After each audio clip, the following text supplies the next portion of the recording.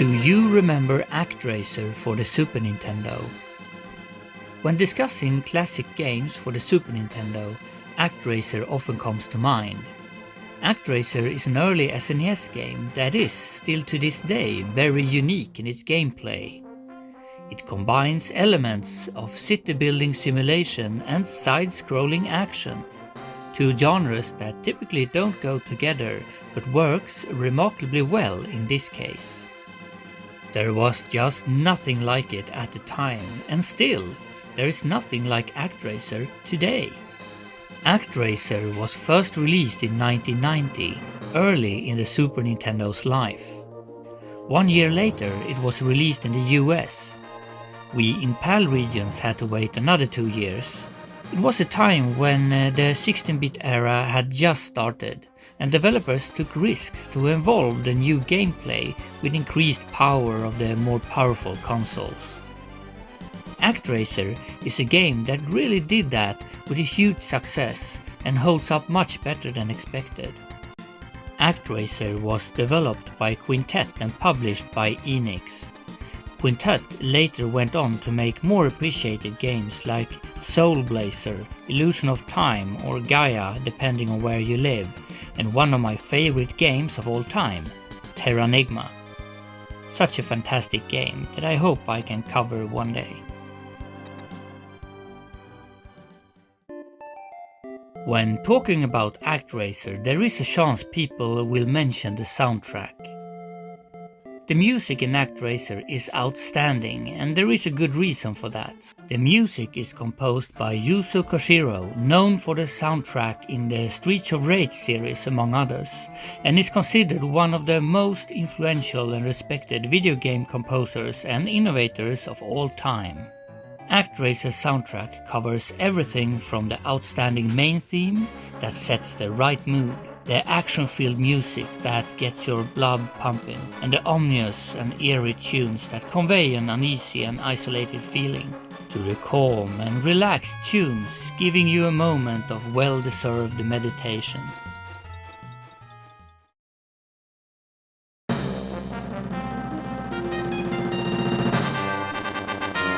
In the world of ActRaiser, you assume the role of the master or god in the Japanese version, tasked with rebuilding the world after it was ravaged by the evil demon Transra, or Satan in the Japanese version.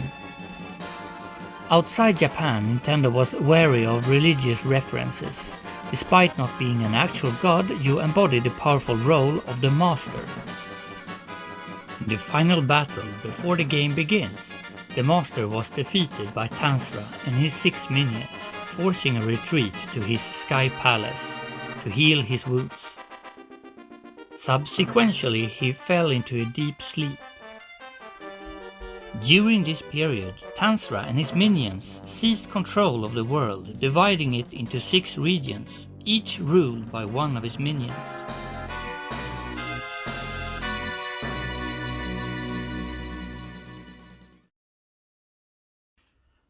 Upon awakening, the master discovers a world devoid of humans, with monsters freely roaming the land.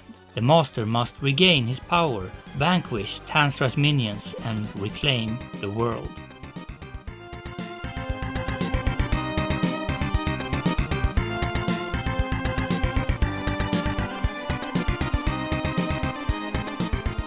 ActRaiser is divided into 2 gameplay modes. The action segments, where you take control of the master in side-scrolling platform action stages, battling Tansra's demons, overcoming obstacles, while watching your life bar and the level countdown timer and finding your way to the area boss at the end of the level. And the sim stages, where you take control of an angel, expanding and defending your town from monsters and other dangers that might threaten your population. In the action stages, you also earn points for every monster you defeat and for every hidden bonus you find, usually hidden in the angel orb statues scattered across the stage. The point system isn't merely for show. It determines the maximum population your town can reach during the sim stages. The more points you get during the action stages, the more your town can grow. As population growth is crucial for leveling up the master in ActRaiser, earning points in the action stages becomes an important task to restore the master's full strength before the final battle with Tansra.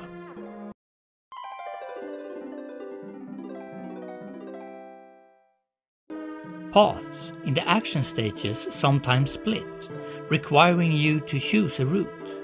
One path may be easier or more dangerous.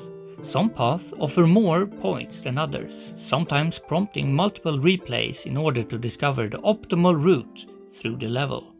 Now these segments are something that you definitely could find in a Castlevania game at the time. Occasionally you encounter middle bosses in the action stages. These are generally easy to defeat, particularly if you utilize your magic abilities. Magic use is limited, indicated by the scrolls in the upper corner. While they refill between action stages and the maximum use is increased, conserving them to the right moment is vital, especially early on when the master is still very weak. At the end of a level, an area boss awaits. They possess formidable strength, with a longer life bar than the masters. Who can forget the huge and agile Minotaurus, the menacing Ice Dragon, or the intimidating Pharaoh? Defeating the area boss requires identifying patterns and adjusting accordingly. A reckless approach won't cut it. The boss will quickly deplete your life bar, eventually leading to your demise. Exercise patience, observe the boss pattern, and take your time. And be prepared to do this over and over until you get the pattern down and know when to strike. After clearing the area of all the monsters, it's time to reclaim the land in the Sim stage. In ActRaiser's Sim stage, you assume the control of an angel armed with a bow and arrows. Your mission is to fend off the monsters attacking the population and wreak havoc upon the land. Some monsters try to kidnap the villagers, while others destroy the crops or summon an earthquake, destroying all the buildings. When controlling the angel, you need to be aware of where all the monster lairs are and quickly dispatch of any monsters threatening your town. You also must keep expanding the town in different directions by taking complex decisions. If you want to maximize your town, you need a deep level of understanding how this game operates. For example, a bridge could hinder a building to be built. Some houses can contain more people than other houses, encouraging you to destroy older buildings in order to make place for newer, more effective ones. And some areas where it's possible to build houses are very hard to find. Finally, you must harness your divine powers when you mold the land to make it more habitable. You must dry old marshes with your sun powers, wash away sand with rainfall, and burn down trees with lightning. This will open up new land, enabling the people to construct houses and expand the town further. When expanding your town, you must guide the people to the monster lairs scattered across the land in order to rid the land of monsters once and for all. Occasionally, the people discover scrolls, magic and life artifacts that will assist the master in the action stages. The progress in the town building segments provide an opportunity for the master to level up and regain some of his original strength. How well you then perform in the action stages dictates how your town will grow. That means there is an organic interaction between the two gameplay modes. As the population increases, so does the master's power, making it easier for the master to accumulate points during the action stages.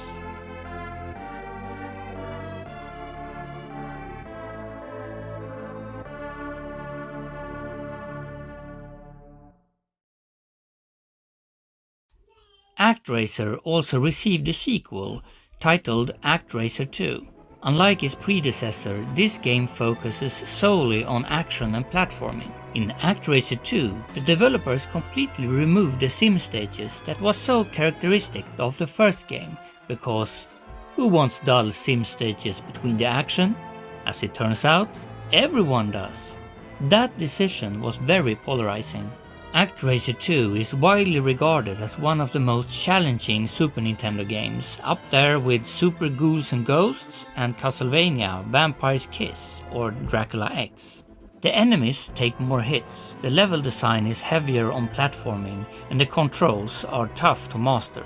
The protagonist has grown a pair of wings since the last game, allowing him to glide in the air and perform some new cool moves. However, more often than not, this becomes a curse, and controlling the protagonist proves very difficult, resulting in unintentional and sluggish movement and additional damage from enemies or environmental hazards. Mastering the controls in this game takes time. On the visual front though, ActRaiser 2 presents beautiful and detailed graphics, maybe one of the best on the system. The music also remains excellent, with the legendary Yuzo Koshiro once again contributing to the soundtrack. Released a few years after the original game, ActRaiser 2 is not as fondly remembered as its predecessor, but might still be a game worthy to check out, especially if you like games such as Castlevania or Ghouls and Ghosts, and have the patience to master its controls, of course.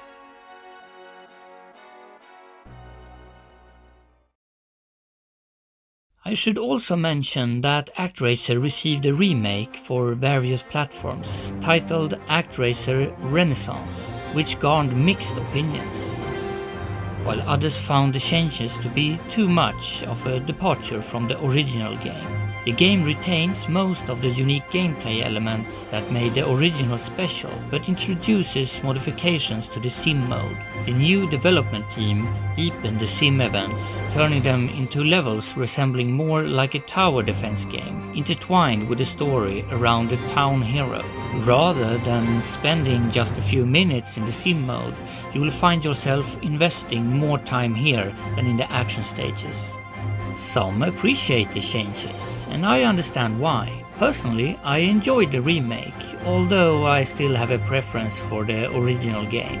While the graphics have been improved with fantastic backgrounds and environments, they are pre-rendered 2D graphics. After a few minutes I forgot about the pre-rendered graphics and instead enjoyed the great game, the great gameplay the ActRaiser is known for. I recommend giving ActRaiser Renaissance a try, but be cautious. The tower defense events are quite lengthy, and if you can't stand tower defense games, this experience might not be to your liking. Otherwise, I am confident that you will like it. Did you know there is an ActRaiser 3? Nah, just kidding. There never was a third game released. But if there were a third entry in the ActRaiser series, how would it look? Luckily, today we got advanced AI to answer that question. I asked the AI to create box art and in-game graphics for ActRaiser 3, and these are the results. So, let's for the first time ever experience ActRaiser 3 for the Super Nintendo, or ActRaiser. ActRaiser 3's box art. Everything seems fine until you notice. The master changed his sword for a dagger instead? What happened? Did his sword break, or did Master think that Tanzra was such a pushover and decided to challenge himself a little? And who is that man? Is that Tanzra? What's the story here? Why are there so many of that man? His face is plastered all over this box art. Next up, my favorite. The Master got some companions fighting with him. Now that's an upgrade. Talking about upgrades, the Master got a freaking gun chained to his leg. In the previous box art, the Master decided to give himself a little challenge. In this box art, The credits will play seconds after starting this game. Tanzra sure isn't winning this one. Also, ActRaiser 3? In this box art for ActRaiser 3 for the Super Nintendo, Super Nintendo, this box art got everything you could ask for in the ActRaiser 3 game. The master got a big sword, monsters wearing colorful clothes, a horse, or is it?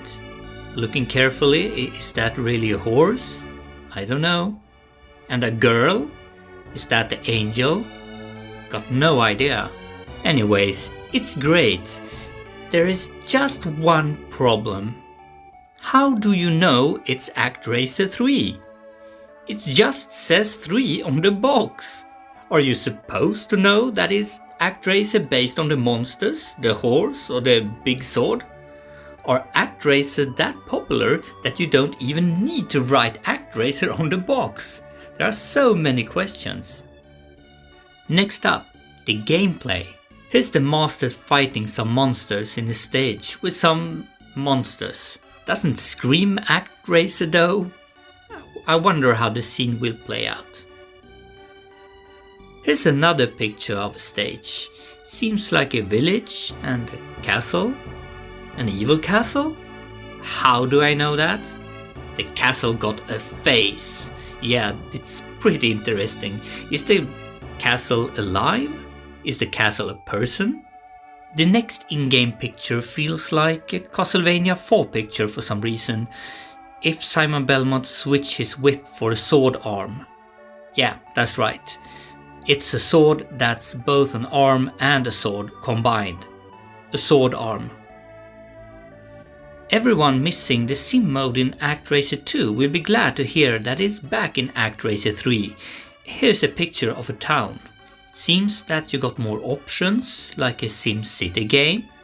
Maybe it's more like a SimCity. When I played SimCity for the Super Nintendo, I constantly got the traffic jam and pollution warnings when building my city. Well, I won't get rid of them playing ActRaiser 3. Cars, electricity, a futuristic mega city. That's ActRaiser 3. Oh yeah, the Minotaurus is back again. More powerful and horrifying than ever. But I'm not sure about his minions. What did Tanzra do? What did he do to deserve that? Look at him. The music is once again composed by Yuzo Koshiro. Here he is, dressed as the master, composing music by painting on his studio equipment. Oh, spoilers, this is the final battle with Tanzra. While we might never see an actual ActRaiser 3, this was just a glimpse of it according to the AI. What did you think? Was it accurate?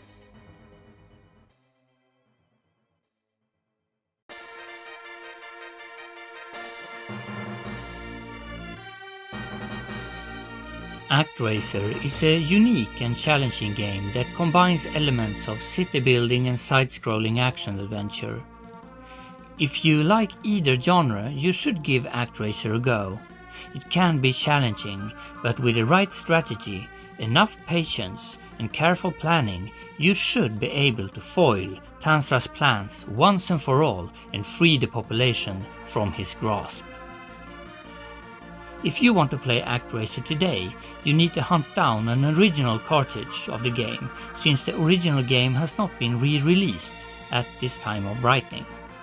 Fortunately, ActRaiser isn't that expensive and pretty easy to come by. Do you remember ActRaiser? If so, give this video a thumbs up and write in the comments what you enjoyed the most with ActRaiser. Thanks for watching.